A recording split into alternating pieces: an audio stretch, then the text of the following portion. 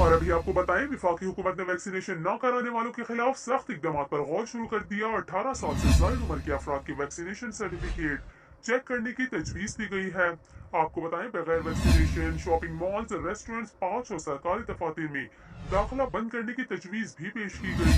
اس کے علاوہ یہ تجویز بھی دی گئی کہ ویکسینیشن نہ کرانے والے افراد کی موبائل سم بلاک کر دی جائے۔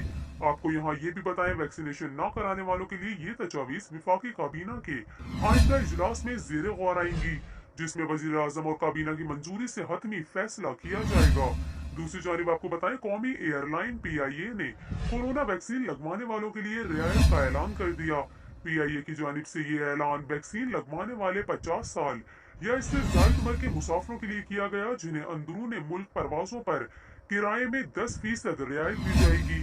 ترجمان پی آئی اے کے مطابق کرایوں میں 10% رعایت کورونا ویکسین سرٹیفکیٹ دکھانے پر دی جائے گی اور اس رعایت کا اطلاق آج سے ہوگا۔